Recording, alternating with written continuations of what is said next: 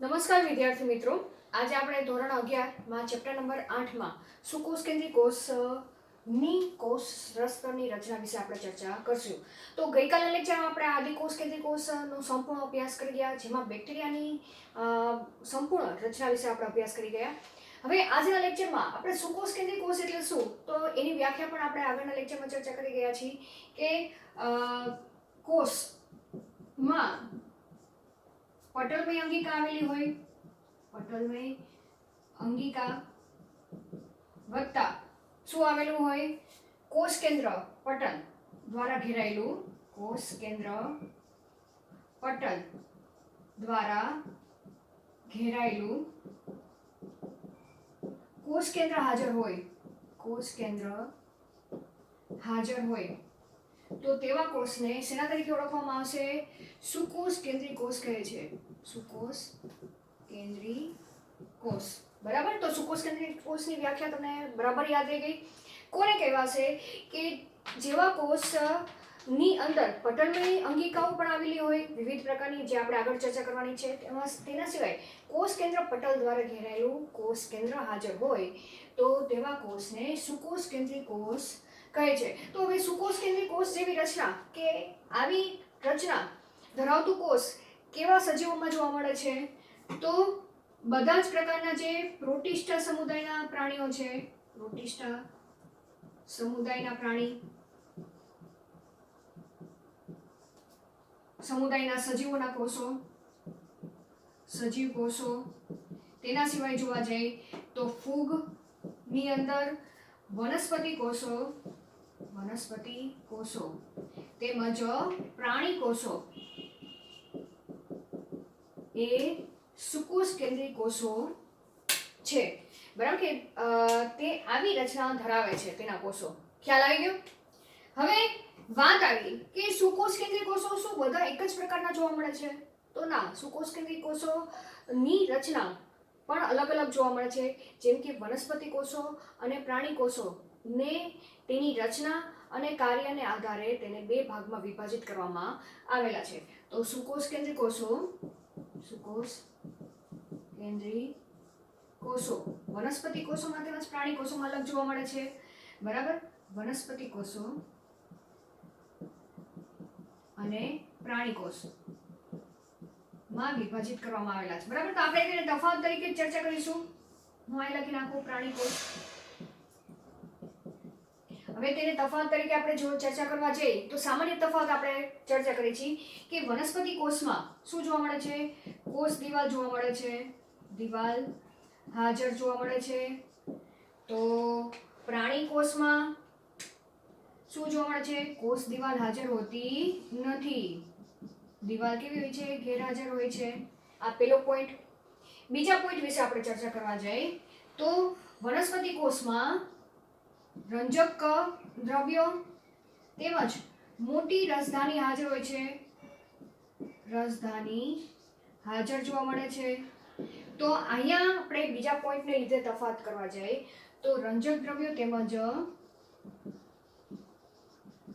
રસધાની કેવી હોય છે? ગેરહાજર હોય છે. મોટા ભાગના પ્રાણી કોષોની વાત કરીએ છીએ. બરાબર. એવી જ રીતના અહીંયા જોવા જઈએ તો પ્રાણી કોષમાં તારા કેન્દ્ર હાજર હોય છે, જ્યારે વનસ્પતિ કોષમાં મોટા ભાગના વનસ્પતિ કોષમાં તારા કેન્દ્ર કેવું હોય છે? ગેરહાજર હોય છે. બરાબર. તો અહીં મેં તમને તફાવત તરીકે બંનેને રજૂઆત કરી. તો ચલો હવે વિદ્યાર્થી મિત્ર આપણે આ બધી ચર્ચા કરવાની છે. સુકોષ કેન્દ્રી કોષમાં એક તો બધી જ પટલમય અંગિકાઓ વિશે પણ ચર્ચા કરશું, કોષ કેન્દ્ર વિશે પણ આપણે ચર્ચા કરશું અને કોષ દિવાલ વિશે પણ ચર્ચા કરશું અને કોષ રસસ્તર વિશે ચર્ચા કરીશું. અહીંયા પ્રાણી કોષમાં કોષ દિવાલ નથી તો શું છે? કોષ રસ પટલ તો હાજર છે જ તે હાજર. બરાબર. આમાં પણ કોષ દિવાલ હાજર છે, તેના સિવાય કોષ રસ પટલ પણ હાજર છે. ખ્યાલ આવી ગયો? તો આપણે શરૂઆત કરી કે સુકોષ કેન્દ્રી કોષમાં એટલે કે વનસ્પતિ કોષ હોય, પ્રાણી કોષ હોય, ફૂગ પ્રોટિસ્ટા સમુદાયના કોષો હોય, તો તેના કોષરસ સ્તરની રચના કેવી જોવા મળે છે તેના વિશે આપણે ચર્ચા કરી. હવે આપણે કોષરસ સ્તરની રચના વિશે ચર્ચા કરી સૌપ્રથમ, ત્યારબાદ આપણે કોષ દિવાલ વિશે ચર્ચા કરીશું. તો કોષરસ સ્તર વિશે ચર્ચા કરવા પહેલા થોડોક ઇતિહાસ વિશે ચર્ચા કરી નાખી કે ક્યારે આની શોધ કઈ સાલની આસપાસ થઈ. તો 1950ની સાલમાં ઇલેક્ટ્રોન માઇક્રોસ્કોપની શોધ થઈ. તે સમય દરમિયાન સૌપ્રથમ રક્તકણ ઉપર રહેલા મનુષ્યના આપણે ચર્ચા કરવા જઈએ તો રક્તકણ ના કોષરસ સ્તર ની શોધને આધારે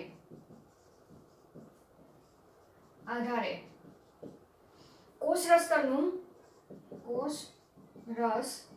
સ્તરનું વિસ્તૃત વર્ણન કરવામાં આવ્યું. શક્ય બન્યું. બરાબર. તો અહીંયા શું કહે છે કે સૌપ્રથમ રક્તકણના કોષો સ્તરની સમજૂતી મળી, તેને આધારે તેનું વિસ્તૃત વર્ણન કરવામાં આવ્યું. તો અહીં રક્તકણમાં જોવા જઈએ તો રક્તકણનું જે કોષરસ છે, રક્તકણનું કોષરસ સ્તર બે ભાગનું બનેલું છે. લિપિડ અને પ્રોટીનનું બનેલું જોવા મળે છે. બરાબર. શેનું બનેલું છે? લિપિડ અને પ્રોટીનનું. કે ત્યારે આ સમજૂતી આપવામાં આવી કે મનુષ્યનું રક્તકણનું જે રક્તકણ શું છે? કોષ જ છે. તેની ફરતે આવેલું જે કોષરસ સ્તર છે તે લિપિડ અને પ્રોટીનનું બનેલું છે, જેમાં લિપિડનું પ્રમાણ ઓછું છે અને પ્રોટીનનું પ્રમાણ વધુ જોવા મળે છે. લિપિડનું પ્રમાણ 40% જોવા મળ્યું અને પ્રોટીનનું પ્રમાણ એ સૌથી વધુ જોવા મળ્યું. તેને આધારે જુદા જુદા વનસ્પતિ કોષ અને પ્રાણી કોષની સમજૂતી આપવામાં કોષરસ સ્તરની સમજૂતી આપવામાં આવી. તો હવે વાત કરી કે કોષરસ સ્તરનું બંધારણ વિશે આપણે વાત કરી. શેની વાત કરી છીએ? કોષરસ સ્તરનું બંધારણ. બરાબર. કે શેનું બનેલું છે આપણે તેની ચર્ચા કરી. તો આને આધારે કહેવામાં આવ્યું કે દરેક કોષ જે સુકોષ કેન્દ્રી કોષ છે તેનું બંધારણમાં લિપિડ અને પ્રોટીનની હાજરી જોવા મળે છે. લિપિડનું બનેલું જોવા મળે છે અને શેનું બનેલું જોવા મળે છે? પ્રોટીનનું બનેલું જોવા મળે છે.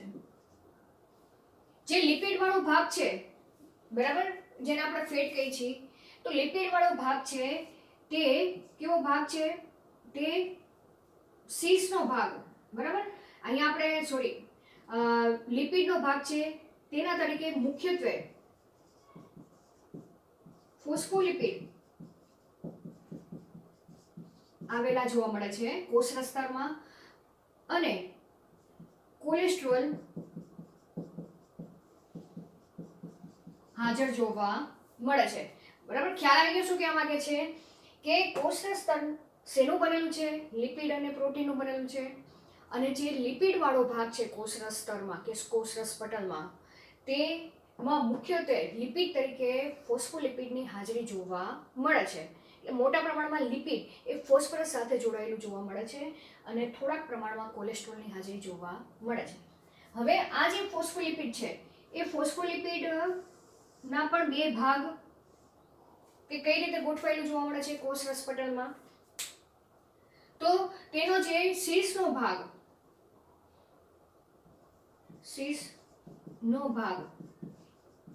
અને પૂંછડીનો ભાગ.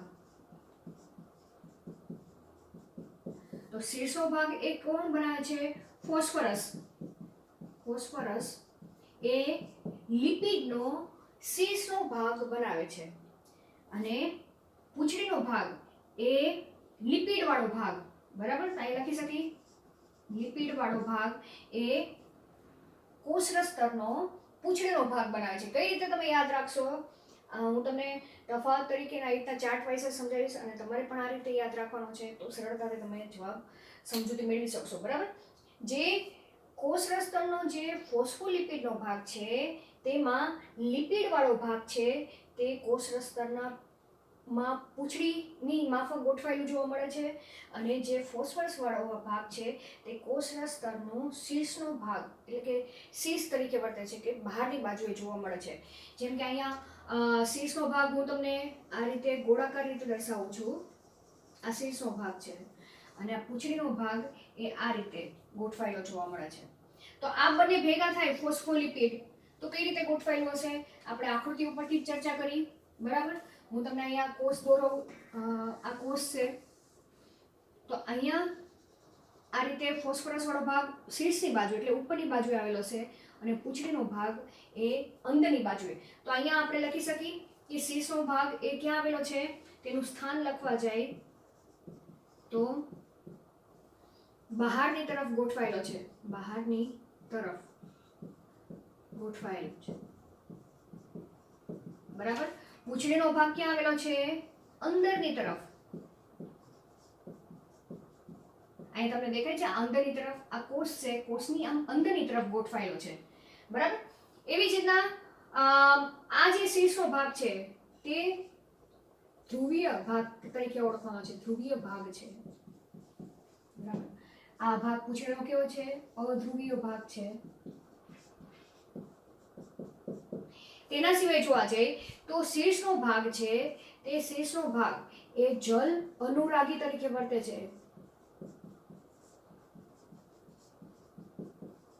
છે, અને આ પૂંછડીનો ભાગ જલ વિતરાગી તરીકે વર્તે છે. ખ્યાલ આવી ગયા શું કહેવા માંગુ છું? હવે જલ અનુરાગી એટલે શું? તો જલ અનુરાગી એટલે કે તે પાણી પ્રત્યે કેવા છે? આકર્ષિત છે, કે પાણી સાથે તે બંધ બનાવવા માટે આ શીર્ષનો ભાગ એ સક્ષમ છે. અને પૂંછડીનો જે ભાગ છે તે જલ વિતરાગી એટલે કે હાઇડ્રોફોબિક છે, ફોબિયા છે, કે જેને પાણીથી કેવું છે? અપાકર્ષણ છે, કે પાણી સાથે તે બંધ બનાવી શકતો નથી. તો અહીંયા આપણે ઇંગ્લિશ નામ આપણે જોઈએ તો જલ અનુરાગીને હાઇડ્રોફિલિક કહેવાય, હાઇડ્રોફિલિક ઇન નેચર આપણે બોલી શકીએ, બરાબર. અને પૂંછડીનો ભાગ એ હાઇડ્રોફોબિક ઇન નેચર છે.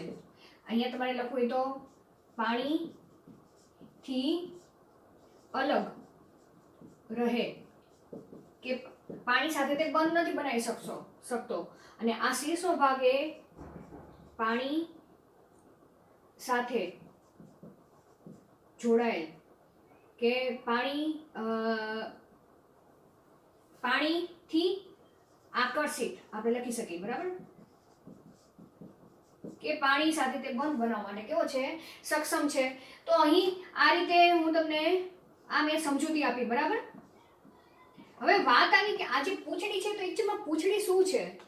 તો ત્યાં આ ભાગ જે લિપિડનો ભાગ છે એ લિપિડ ફેટી એસિડનું બનેલું જોવા મળે છે. શું બનેલું છે એ આપણે સંપૂર્ણ ચર્ચા ચેપ્ટર 9માં કરવાની છે, કે લિપિડ એ ફેટી એસિડ અને ગ્લિસરોલનું બનેલું જોવા મળે છે. અને ફેટી એસિડ એ પણ સંતૃપ્ત અને અસંતૃપ્ત જોવા મળે છે. તો આપણે થોડીક એની ચર્ચા અહીંયા લખવી હોય તો તમે લખી શકો કે લિપિડ એ ફેટી એસિડ અને ગ્લિસરોલનું બનેલ છે, બરાબર. હવે ફેટી એસિડ પણ પાછા કેવા? બે પ્રકારના છે. ફેટી એસિડની શૃંખલાને હાઇડ્રોકાર્બનની શૃંખલા તરીકે પણ ઓળખવામાં આવે છે, બરાબર. અને શું કહીશ? ફેટી એસિડ એ શેના બનેલા છે? હાઇડ્રોકાર્બનના બનેલ છે. તો અહીં માનો કે મેં તમને અહીંયા આકૃતિ કરી છે. આ ફોર એક્ઝામ્પલ આપણે અહીંયા આકૃતિ તમને દેખાડું છું કે આ કોષ છે, આ શીર્ષનો ભાગ છે જ્યાં અહીંયા ફોસ્ફરસ જોડાયેલો છે, બરાબર. અને આ જે ટેલ હું કરેલું છે તો આ ટેલ એ બીજું કાંઈ નથી પણ હાઇડ્રોકાર્બનની લાંબી શૃંખલા છે, બીજું કાંઈ નથી, બરાબર. હાઇડ્રોકાર્બન એટલે CH2 આ રીતે જોડાયેલી હોય શૃંખલા, બરાબર. તો એ પૂંછડી એ હાઇડ્રોકાર્બનની લાંબી શૃંખલા છે. હવે વાત આવી કે હાઇડ્રોકાર્બનની લાંબી શૃંખલા, તો એ હાઇડ્રોકાર્બનમાં જો ડબલ બંધ હશે તો તેને અસંતૃપ્ત ફેટી એસિડ કહેવાય. જો અહીંયા કાર્બન કાર્બન વચ્ચે ડબલ બંધ ન જોવા મળે, માનો કે આ ડબલ બંધ જોવા મળ્યો તો એ અસંતૃપ્ત કહેવાશે, અને ડબલ બંધ જોવા ન મળ્યો તો તેને સંતૃપ્ત ફેટી એસિડ. તો અહીંયા ફેટી એસિડના પણ પાછા બે પ્રકાર પડે છે, સંતૃપ્ત ફેટી એસિડ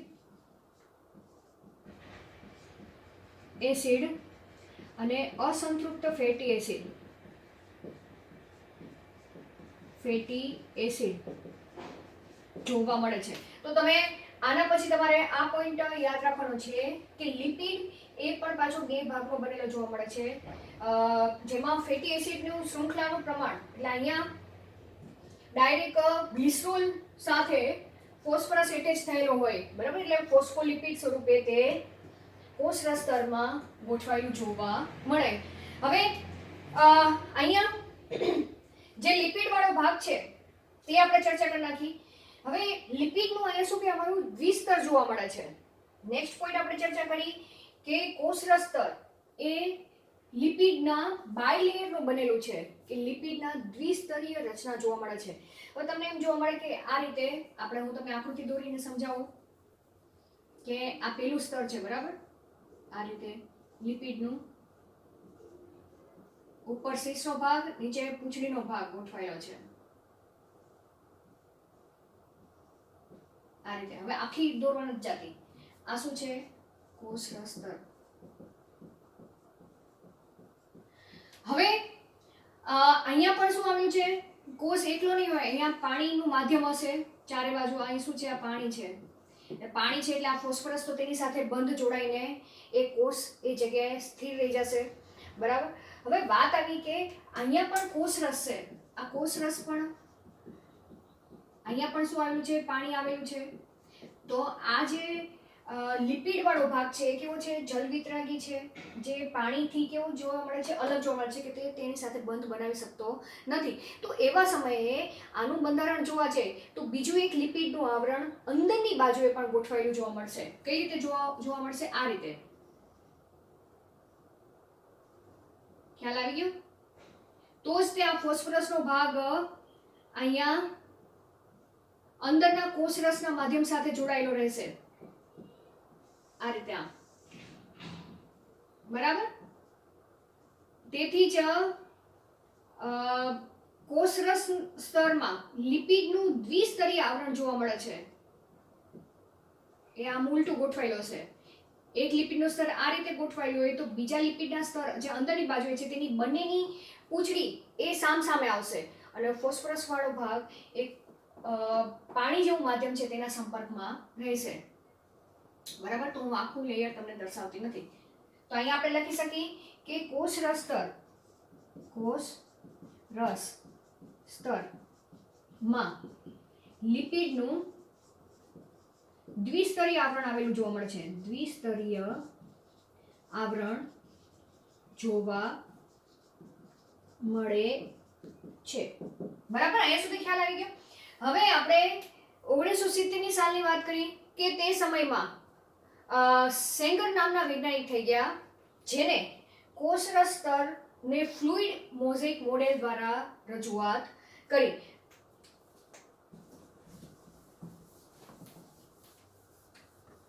હવે આપણે નિકોલસ અને સેંગરે જે ફ્લુઇડ મોઝેઇકની રજૂઆત કરી હતી 1972માં, તેની પહેલા આપણે પ્રોટીન વિશે ચર્ચા કરી નાખી.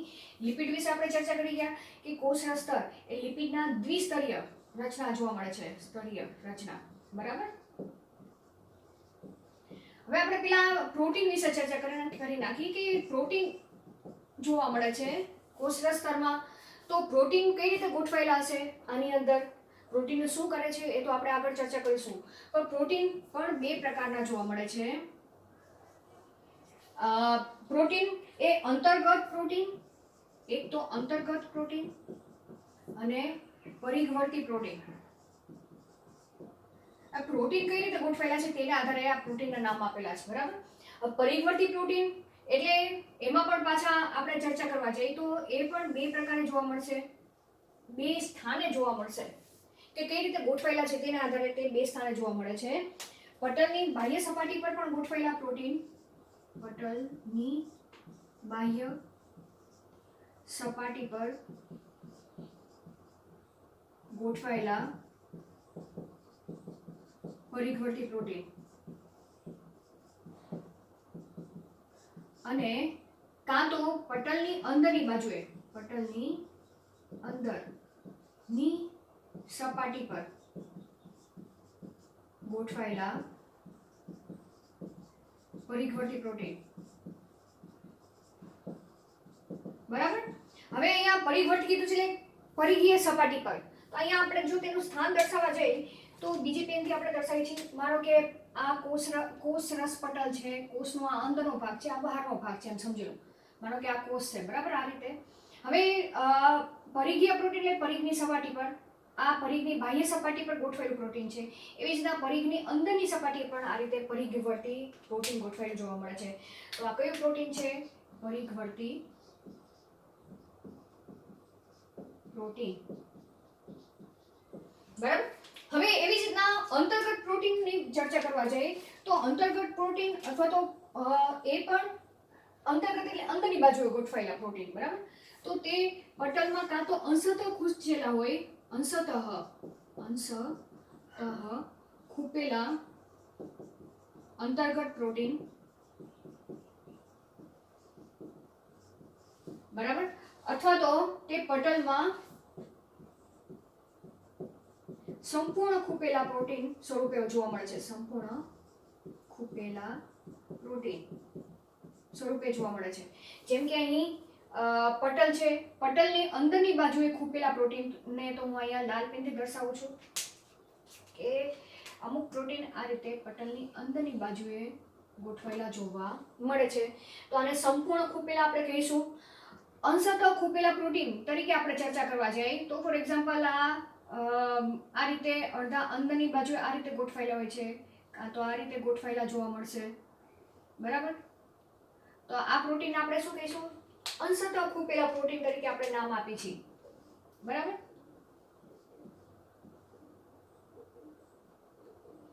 તો આને આપણે કેવા પ્રોટીન કહીશું? અંતર્ગત પ્રોટીન. અંતર્ગત પ્રોટીન, બરાબર. તો અહીંયા આપણે કોષરસ સ્તરના સંપૂર્ણ બંધારણ વિશે આપણે ચર્ચા કરી ગયા. હવે વાત આવી કે ઘણી વખત શું જોવા મળે છે કે જે કાર્બોદિતની હાજરી પણ કોષરસ પટલમાં જોવા મળે છે, બરાબર. તો આપણે શું કહી શકીએ? કાર્બોદિતની હાજરી પણ કોષરસ સ્તર પર જોવા મળે છે. રસ સ્તર પર જોવા મળે છે, પણ થોડીક માત્રામાં છે. એટલે જ તે મુખ્ય ભાગ તો પ્રોટીન અને લિપિડનો જ બનેલો છે. પણ આ જે કાર્બોદિત છે એ કાર્બોદિત એ કોષરસ પટલ ઉપર ગોઠવાયેલું ઓછું જોવા મળે છે, પણ તેની બંધારણમાં કોષરસ પટલમાં જે લિપિડ છે અને પ્રોટીન છે તેની ઉપર ગોઠવાયેલું જોવા મળે છે, બરાબર. તો અહીંયા કાર્બોદિત એને પણ પાછા બે ભાગમાં વિભાજિત કરી છે કે જો કાર્બોદિત પ્રોટીન સાથે જોડાયેલું હોય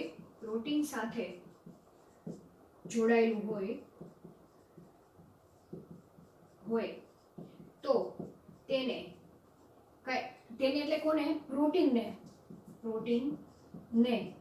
ગ્લાયકો પ્રોટીન કહે છે.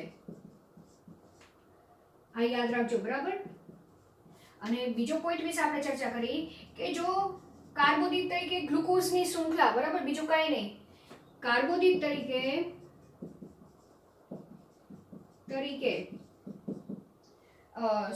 કાર્બોદિત લિપિડ સાથે જોડાયેલ હોય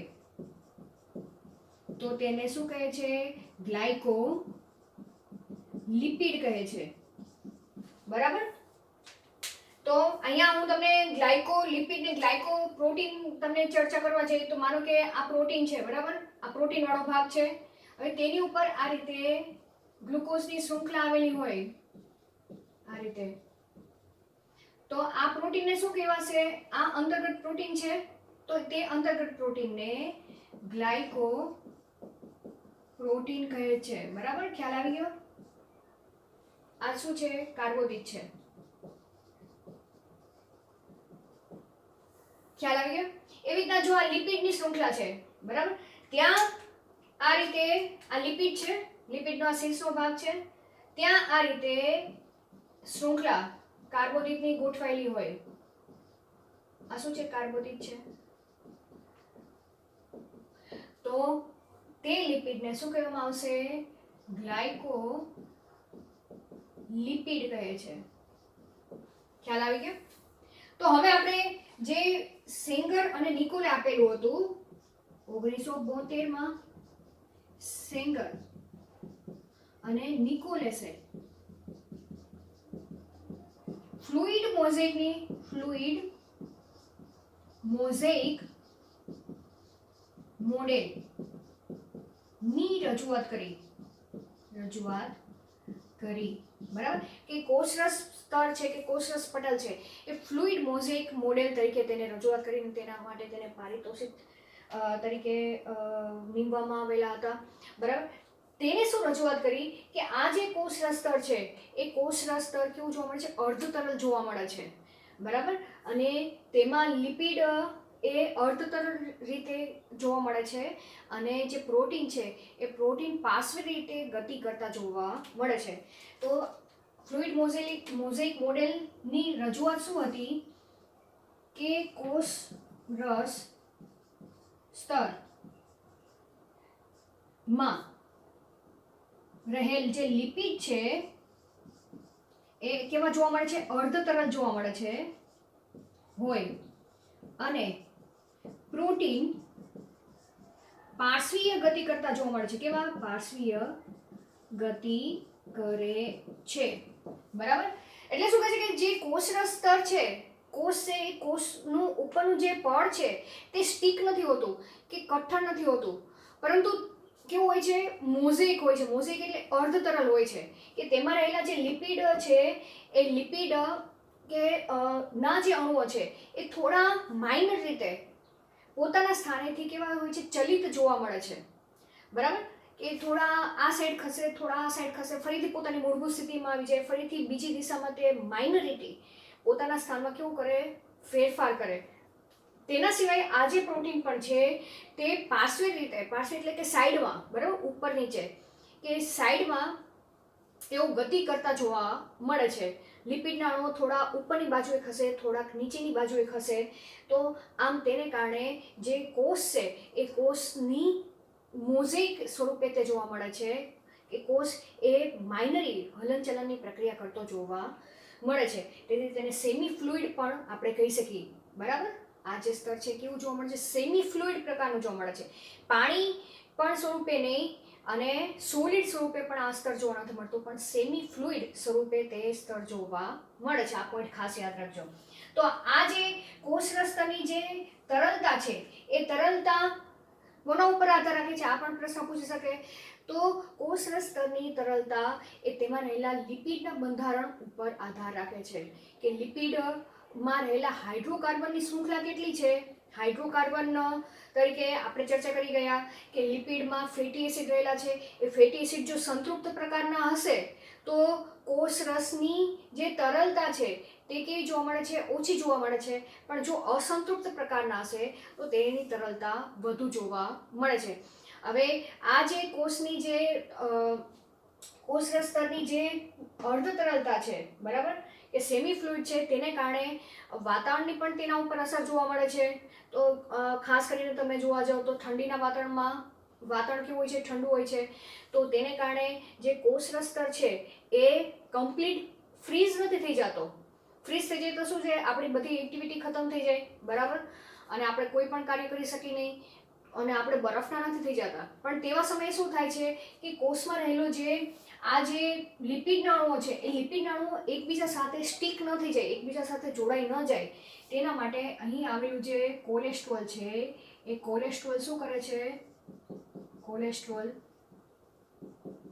જ્યારે નીચું તાપમાન હોય ત્યારે તેની તરલતા વધારી દેશે, લિપિડના અણુઓને ભેગા નહીં થવા દે, અને જ્યારે વધુ તાપમાન હશે ત્યારે તે વધુ તરલતા ન અનુભવે એના માટે કોલેસ્ટ્રોલ જે લિપિડના અણુઓ છે લિપિડના અણુઓને વધુ નજીક લાવશે અને કોષરસ સ્તરની તરલતામાં ઘટાડો કરે છે. તો આવા સમયે જે લિપિડનું બંધારણ કેવું છે તેને આધારે કોષની તરલતા કે અર્ધ તરલતા જોવા મળે છે. તો હવે આપણે ચર્ચા કરવા જઈએ કે કોષરસ સ્તરનું મહત્વ શું છે. બરાબર, એના આપણે મહત્વતા વિશે ચર્ચા કરી. હવે આપણે કોષરસ પટલના મહત્વતા વિશે ચર્ચા કરી. તો કોષરસ પટલનું તો આમ જોવા જઈએ તો ઘણું બધું કાર્ય છે. એમાં પણ ખાસ કાર્ય જોવા જઈએ તો અણુઓના વહનની ક્રિયામાં, અણુઓના વહનની ક્રિયા એટલે કઈ રીતે, માનો કે આ કોષ છે એમ સમજી લો. બરાબર, આ શું છે, કોષ છે, પણ મેં આખી આકૃતિ નથી કરેલી. બરાબર, આ કોષરસ છે, આ કોષનો બહારનો ભાગ છે. બરાબર, બહારનો ભાગ. હવે અહીંયાથી કોઈ અણુને અંદર આવવું હોય કે અંદરના કોઈ અણુઓને બહાર જવું હોય તો તેના વહનની ક્રિયામાં કોષરસ સ્તર મહત્વનો ભાગ ભજવે છે. તેના સિવાય તો તે વહનની ક્રિયામાં જે કોષમાં આવેલા જે પ્રોટીન છે એ પ્રોટીન મહત્વનો ભાગ ભજવે છે. તો કોષરસ પટલના મહત્વમાં પ્રોટીન મહત્વનો ભાગ ભજવે છે, મહત્વનો ભાગ ભજવે છે. બરાબર, હવે કઈ રીતે ભાગ ભજવે છે તેના વિશે આપણે થોડીક ચર્ચા કરી નાખી. જેમ કે ફોર એક્ઝામ્પલ પ્રોટીન એ ઘણી વખત જુદી જુદી રીતે ભાગ ભજવે છે. અહીં મેં તમને એક જ પ્રોટીન દર્શાવ્યું છે, એવી રીતના અહીંયા પણ પ્રોટીન આવેલું છે, ઘણી બધી જગ્યાએ પ્રોટીન આવેલું છે, કારણ કે કોષરસ સ્તરના મોટો ભાગ એ પ્રોટીનનો બનેલો છે અને લિપિડનું પ્રમાણ તેના કરતાં ઓછું આવેલું છે. બરાબર, પણ હું આખી આકૃતિ નથી કરતી, સમજી લો આ કોષરસ સ્તર છે અને તેમાં આવેલા જુદા જુદા પ્રોટીનો છે. હવે પ્રોટીન એ જુદી કાર્ય રીતે વર્તે છે. અમુક સમયે તે એન્ટીજન તરીકે વર્તે છે, કોઈ વખત તે રિસેપ્ટર તરીકે વર્તે છે અને ઘણી વખત તે કેરિયર પ્રોટીન તરીકે પણ વર્તે છે. કેરિયર પ્રોટીન તરીકે જોવા મળે છે. તો એન્ટીજન એટલે કઈ રીતે એન્ટીજન, માનો કે એબીઓ બ્લડ ગ્રુપમાં કોઈ વ્યક્તિનું બ્લડ ગ્રુપ કયું છે તે માટે તેનો મુખ્ય આધાર એ રક્તકણના કોષરસ પટલ ઉપર કેવા પ્રકારના પ્રોટીનો ગોઠવેલા છે તેના ઉપર આધારિત જોવા મળે છે. માનો કે કોઈ ગ્લાયકોપ્રોટીન કેટલા પ્રકારના હોય છે તેના ઉપર જોવા મળે છે અને તેના આધારે એબીઓ બ્લડ ગ્રુપ નક્કી કરવામાં આવે છે. તો મુખ્ય આધાર રક્તકણના કોષરસ પટલ ઉપર કેવા પ્રકારના પ્રોટીનો રહેલા છે તેને આધારે તેને એન્ટીજન તરીકે નામ આપવામાં આવે છે. એન્ટીજન એ, એન્ટીજન બી, એન્ટીજન એ બી, એ બધું આપણે ધોરણ 12માં ચર્ચા કરવાના છે. એવી જ રીતના રિસેપ્ટર તરીકે આપણે કાર્યની ચર્ચા કરવા જઈએ તો ઘણા કોઈ ભાગ છે કે કોઈ અહીંયા જોવા જઈએ તો બીજો કોષ છે, એ કોષને આ કોષ સાથે જોડાવવું હોય તો કોષરસ સ્તર પર આવેલા વિશિષ્ટ પ્રકારના પ્રોટીનો એ રિસેપ્ટર તરીકે વર્તે છે અને એ રિસેપ્ટર પ્રોટીન ત્યાં આવેલા હશે તો જ તે બહારના અણુઓ ત્યાં જોડાઈ શકશે અથવા તો કોઈ અન્ય કોષ હોય તે ત્યાં જોડાઈ શકશે. તો તે રિસેપ્ટર પ્રોટીન તરીકે પણ વર્તે છે. અને કેરિયર પ્રોટીન એટલે શું કે બહારના ઘટકોને અંદર આવવા માટે અને અંદરનાને બહાર જવા માટે એક રસ્તો તરીકે વર્તે છે. કેરિયર એટલે કે કોઈ વાહક તરીકે વર્તે છે કે તેની મદદથી, આ પ્રોટીનની મદદથી અણુઓના વહનની પ્રક્રિયા અંદર બહાર સરળતાથી થઈ શકે છે. તો વહનની ક્રિયામાં ભાગ ભજવતા હોવાથી તેને વાહક પ્રોટીન અથવા તો કેરિયર પ્રોટીન પણ કહે છે. બરાબર, અહીંયા લખી શકો કે વાહક પ્રોટીન આપણે લખી નાખી, વાહક પ્રોટીન તરીકે વર્તે છે. બરાબર, રિસેપ્ટર તરીકે વર્તે છે અને ઘણી જગ્યાએ એન્ટીજન તરીકે પણ વર્તે છે. હવે આની ચર્ચા તો આમાં નથી કરેલી, આપણે કેરિયર પ્રોટીનની વાત કરી. તો કેરિયર પ્રોટીનમાં પણ તે અણુઓના વહનની ક્રિયામાં આપણે લખી શકીએ કે કોના વહનની ક્રિયામાં, અણુઓના વહનની ક્રિયામાં, વહનની ક્રિયામાં પ્રોટીન ભાગ ભજવે છે. પણ કેવા વહન, આર પાર વહન. બરાબર, વહનમાં આર પાર એટલે કોના આર પાર, કોષની આર પાર. બરાબર. પાછું તમને એમ થાય કે આ કોની આરપારની વાત કરે છે. તો અહીંયા કોષની આરપાર વહનની ક્રિયામાં ભાગ ભજવે છે. હવે કેવા અણુઓના વહનની પ્રક્રિયા થશે તેને આધારે આ પ્રોટીન કેરિયર પ્રોટીન તરીકે વર્તે છે. તો વહનની ક્રિયા વિશે આપણે ચર્ચા કરી. જેમ કે વહનના પાછા પ્રકાર પાડવામાં આવેલા છે. તો અત્યારે આપણે એન્ટીજનની એની ચર્ચા નથી કરી, આપણે કેરિયર પ્રોટીનની જ વાત કરી. બરાબર. તો વહન પણ પાછું બે પ્રકારે જોવા મળે છે. નિષ્ક્રિય વહન અને સક્રિય વહનને આધારે કોષ રસતર એ અણુઓના આરપાર વહનની પ્રક્રિયા કરે છે. આ જો વહનના પ્રકારો કહું છું, બરાબર, કે જે અણુઓ છે એ અણુઓ ઉપર કોઈ ચાર્જ છે કે નહીં, બરાબર, તે અણુનું કદ કેવડું છે અને તે અણુ પોલર છે કે નોન પોલર છે તેને આધારે કેરિયર પ્રોટીન એ વાહક તરીકે વર્તે છે. હવે વાત આવી કે જો નાના સૂક્ષ્મ અણુઓ હશે, જેમ કે ફોર એક્ઝામ્પલ ઓક્સિજન લઈ, CO2 લઈ, તો તેની ઉપર કોઈ પણ પ્રકારનો ચાર્જ હોતો નથી અને તે પાછા કોઈ પોલર કે નોન પોલર પણ હોતા નથી, બરાબર. અને અતિ સૂક્ષ્મ અણુઓ છે કે તેના માટે આ કોઈ વાહક પ્રોટીનની જરૂર પડતી નથી. તે સરળતાથી, માનો કે આ O2 છે, CO2 છે, તો તે સરળતાથી કોષરસ સ્તરમાંથી પસાર થઈ શકશે, બરાબર. આ O2 લઈ એવી જ રીતના અહીંયા કોષરસમાં જો CO2 ઉત્પન્ન થાય તો CO2 અણુ પણ કેવો છે, નોન પોલર છે, એની ઉપર કોઈ પણ ચાર્જ પણ નથી અને સરળતાથી કોષરસ સ્તરમાંથી પસાર થઈ શકશે. તો તેને આધારે અહીંયા આપણે નિષ્ક્રિય વહનના પણ પ્રકાર પાડી. સાદું નિષ્ક્રિય વહન અને સાનુકૂલિત નિષ્ક્રિય વહન. હવે આની પહેલા તો આ બેનો તફાવતમાં મુખ્ય ચર્ચા એ કરી નાખી કે આ નિષ્ક્રિય વહન દરમિયાન શું થાય છે, ઊર્જા વપરાતી નથી, બરાબર, ઊર્જા વપરાતી નથી. જ્યારે આ પ્રકારનું વહન કોષના સ્તર દ્વારા થાય તો તે દરમિયાન ઊર્જાનો વપરાશ થાય છે. બરાબર. આ એક પોઈન્ટ ખાસ યાદ રાખવાનો. તેના સિવાય આપણે બીજો પોઈન્ટ વિશે ચર્ચા કરવા જઈએ તો અહીં જે અણુઓનું વહન આ બે દ્વારા થાય છે, નિષ્ક્રિય વહન દ્વારા, તેમાં એક તો ઊર્જા તો વપરાતી જ નથી, તેના સિવાય સાંદ્રતા ઢોળાંશની દિશામાં અણુઓના વહનની પ્રક્રિયા થાય છે. તો બીજો પોઈન્ટ તમારે શું યાદ રાખવાનો છે સક્રિય વહનમાં, કે સાંદ્રતા ઢોળાંશની વિરુદ્ધ દિશામાં, અહીંયા તમારે શું યાદ રાખવાનું છે, વિરુદ્ધ દિશામાં વહન થાય. અને જ્યારે અહીં નિષ્ક્રિય વહન દ્વારા જે અણુઓનું વહન કોષરસ પટલ દ્વારા થાય છે તે વહન સાંદ્રતા ઢોળાંશની દિશામાં થાય છે. શું યાદ રાખશો, સાંદ્રતા ઢોળાંશની દિશામાં વહન.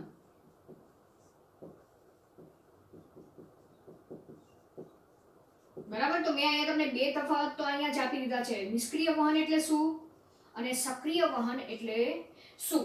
તો તમારે આ બે પોઈન્ટ યાદ રાખવાના. નિષ્ક્રિય વહન એટલે શું, ફરીથી એક વખત વ્યાખ્યાયિત કરી નાખી કે આ વહન દરમિયાન કોષરસ સ્તર દ્વારા સૂક્ષ્મ અણુઓ હોય, બરાબર, કે ચાર્જ વહન દરમિયાન કોષરસ સ્તર દ્વારા કોઈ પણ પ્રકારની ઊર્જા વપરાતી નથી અને અણુઓનું વહન સાંદ્રતા ઢોળાંશની દિશામાં થાય છે. સાંદ્રતા ઢોળાંશની દિશામાં એટલે કે જ્યાં વધુથી ઓછા તરફની વહનની ક્રિયા, બરાબર, થાય તો તે ઢોળાંશને સાંદ્રતાનો ઢોળાંશ કહેવાશે.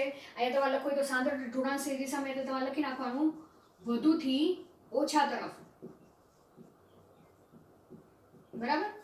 એવી જ રીતના સાંદ્રતા ઢોળાંશની વિરુદ્ધ દિશામાં એટલે તમારે યાદ રાખવું તો કઈ રીતે યાદ રાખશો, ઓછાથી વધુ તરફ જાય.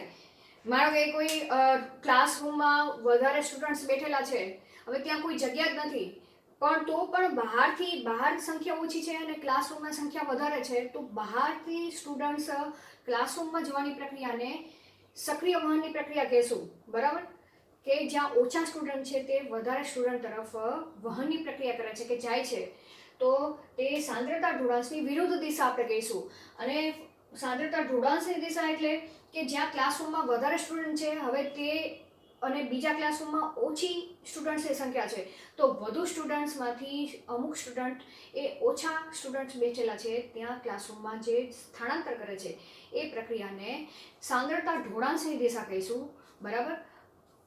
અને વધુ સાંદ્રતાથી ઓછા સાંદ્રતા તરફની ક્રિયા આપણે કહીશું અને તે પ્રક્રિયા દરમિયાન કોઈ પણ પ્રકારની ઉર્જા વપરાતી નથી. તો આ બે તફાવત તમને નિષ્ક્રિય વહન એટલે શું, સક્રિય વહન એટલે શું તે તમને 2 પોઈન્ટ યાદ રહેવા જોઈએ. હવે સક્રિય વહન, નિષ્ક્રિય વહનમાં પણ પાછા 2 પ્રકાર પાડવામાં આવેલા છે. સાદું નિષ્ક્રિય વહનની પ્રક્રિયા કે સાદું નિષ્ક્રિય વહનની પ્રક્રિયામાં જેમ કે O2 છે, CO2 ના વહનની ક્રિયા એ સરળતાથી આર પાર કોષરસ સ્તરમાંથી થઈ શકે છે. પરંતુ જે પાણીના વહનની પ્રક્રિયા છે, પાણીના વહનની પ્રક્રિયા જે થાય છે કોષરસ સ્તર દ્વારા, જેને આશ્રુતિની ક્રિયા કહે છે, કે આશ્રુતિની ક્રિયા કહે છે, બરાબર. કે માનો કે આ પાણીનો અણુ છે, અહીંયા દર્શાવું છું, H2O છે, આ H2O નો અણુ છે, એ થોડો મોટો છે, બરાબર, એમ સમજી લો. કોના કરતા, ઓક્સિજન કરતા તો ઓબ્વિયસલી H2O નો અણુ મોટો હશે. તો તે અહીંયાથી કોષરસ સ્તરમાંથી જ્યારે જવાની કોશિશ કરશે તો વધુ ઝડપથી, જેમ આ જાય છે O2 અને CO2 આર પાર વહન થાય છે, એટલી ઝડપથી સ્થળાંતરની પ્રક્રિયા, વહનની પ્રક્રિયા નહીં કરી શકે, પણ તે ધીમે ધીમે આ રીતે વહનની પ્રક્રિયા કરીને અંદર બહાર જઈ શકશે. પણ અહીં પણ તમે જોવા જાઓ તો કોઈ પણ પ્રકારનો પ્રોટીન વાહક તરીકે વર્તતો નથી, કારણ કે પાણી એ કેવો છે, જલ અનુરાગી છે અને આ જે પૂંછડી છે એ હાઇડ્રોકાર્બનની શૃંખલા છે, એ જલ વિતરાગી છે, એટલે પાણીના અણુને ઝડપથી પસાર થવા દેશે નહીં.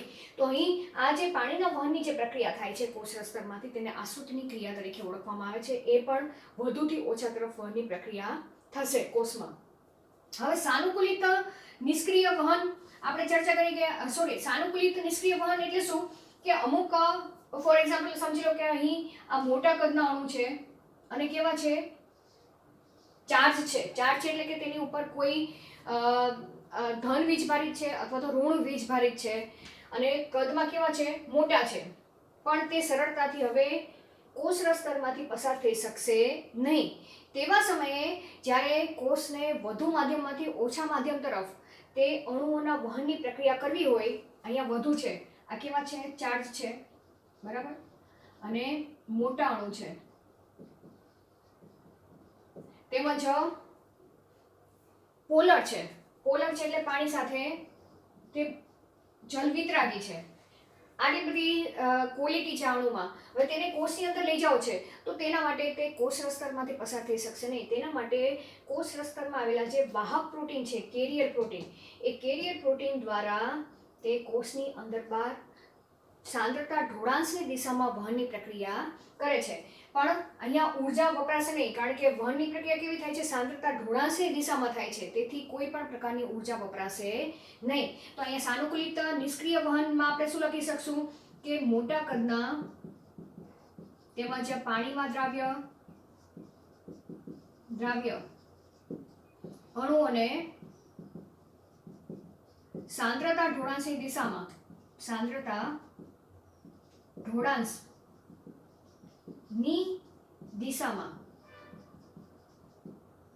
કોષરસ વહન કરવા, મોટા કદના પાણીમાં દ્રાવ્ય અણુઓને સાંદ્રતા ઢોળાંશની દિશામાં કોષની આરપાર વહન કરવામાં કોષરસ સ્તરમાં આવેલ પ્રોટીન એ વહનની ક્રિયામાં મદદ કરે છે. વહનની ક્રિયામાં શું કરે છે? મદદ કરે છે અને તેને અંદર બહાર લઈ જવામાં મદદ કરે છે.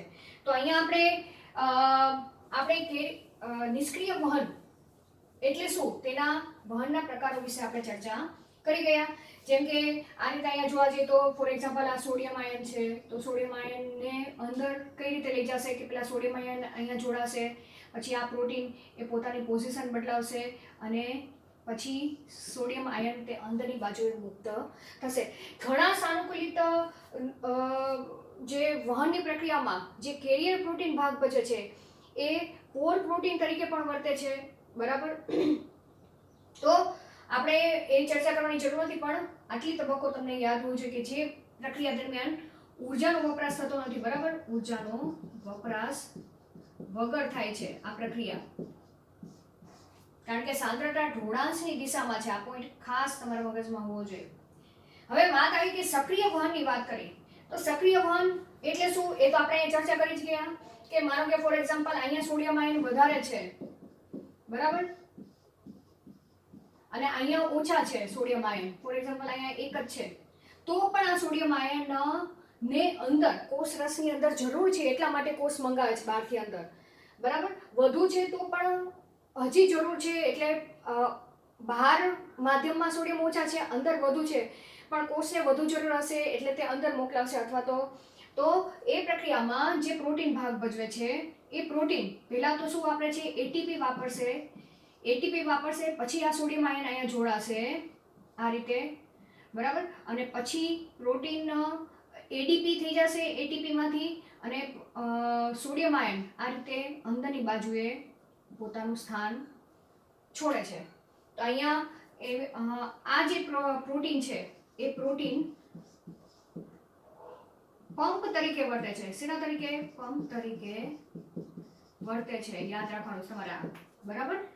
અને એવી રીતના ઉદાહરણ તરીકે જોવા જઈએ તો સોડિયમ પોટેશિયમ પંપ એ આ પ્રક્રિયામાં સક્રિય વહનની પ્રક્રિયામાં ભાગ ભજવતો કેરિયર પ્રોટીન તરીકે વર્તે છે. તો અહીં આપણે જે કોષ રસ પટલનો મહત્વ વિશે આપણે ચર્ચા કરી નાખી, બરાબર. આ પ્રશ્ન ઘણી વખત પરીક્ષામાં પૂછાય છે, તો તમારે આકૃતિ સહિત આ ટોપિક તૈયાર કરવાનો છે. નેક્સ્ટ લેક્ચરમાં આપણે કોષ દિવાલ વિશે ચર્ચા કરીશું. Thank you.